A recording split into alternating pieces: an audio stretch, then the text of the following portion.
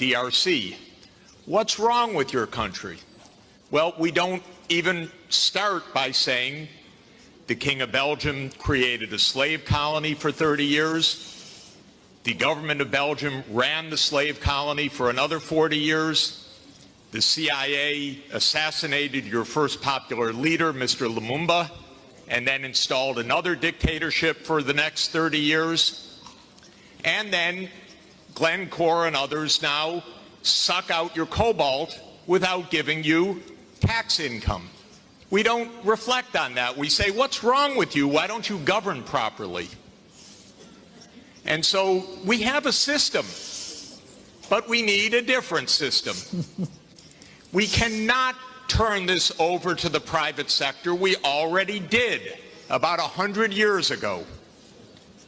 Not only to the private sector with the U.S. military behind it, with the defense of these property rights in the Minister of Honduras's country, where United Fruit ran the country for a long time.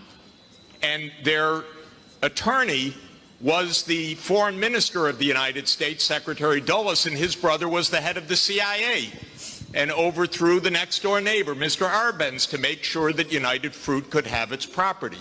So we have a system, but we need a different system.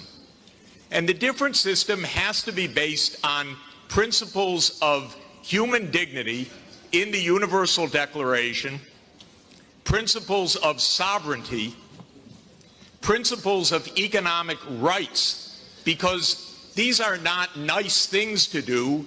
In 1948, all the government said that food is a right, social protection is a right, not a nice thing, not a pleasant thing, a right. That was 73 years ago. The SDGs are nothing more than our generation's attempt to honor the Universal Declaration of Human Rights. I come from a country that not only doesn't care about the world's poor, it doesn't even care about its own poor. 1 in 7 Americans is hungry right now, and they don't care. I mean, the poor people care, but one political party, all it cares about is cutting taxes for the rich and filibustering any solution. So we're in a world that's really tough. The private sector is not going to solve this problem. I'm sorry to say to all of the private sector leaders, behave, pay your taxes, follow the rules. That's what you should do.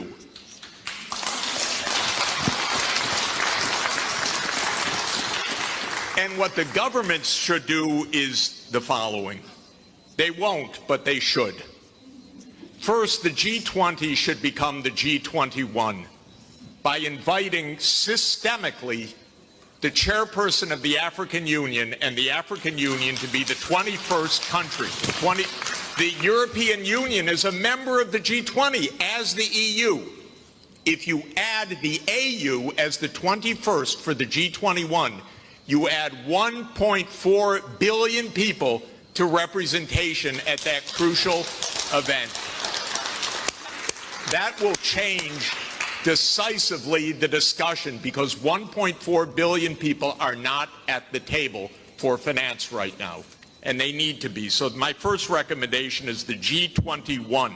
I love the G20. Add one seat, 1.4 billion people with the AU represented.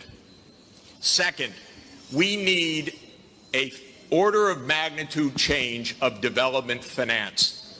The rich countries just borrowed $17 trillion for COVID. The poor countries, nothing. Because the rich countries can borrow at 0, and the poor countries pay 5 or 10% coupon rates or have no access at all. So the world exposed its grotesque inequality this past year and a half. Rich countries didn't say, we tighten our belts, why don't you? My country spent $7 trillion of emergency funding, not one penny for anybody else, by the way. $7 trillion, it didn't even cross the imagination of the U.S. Congress to include a few crumbs for the rest of the world. But the poor countries cannot borrow. That's what we should have heard from the World Bank. I didn't hear that from the World Bank. I didn't hear real numbers. Real numbers are in trillions right now because the world economy is 100 trillion a year. But we don't talk about real numbers. But my job, all I know in this world is long division. Divide by 100 trillion and then see whether you're talking about something real or not.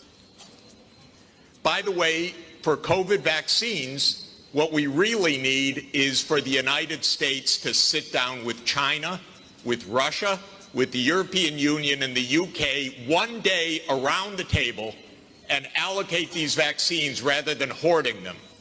That's all it would take. The final thing is we need the UN as the core and central institution of this world, period. Because this is the only way we're going to have a civilized world is a strong UN. And it cannot be that the whole UN budget is less than my neighborhood's budget in New York. The UN core budget this year is $3 billion. New York City's budget is $100 billion. And then we say, why don't things work well? Because the rich are hoarding everything. Final point, rather than our 3 billionaires going in space, well, they could go into space and stay there and leave their money behind. That would be one idea. But another idea is we have 2,775 billionaires on the current list. Their combined net worth, 2,700, is $13.1 trillion. Now, I have it on good authority, you don't need more than $1 billion to be comfortable. But they have an excess of $11 trillion over just the $1 billion. So we should be taxing that and having a civilized world. Thank you. Jeffrey Sachs. This was Jeffrey Sachs setting the tone.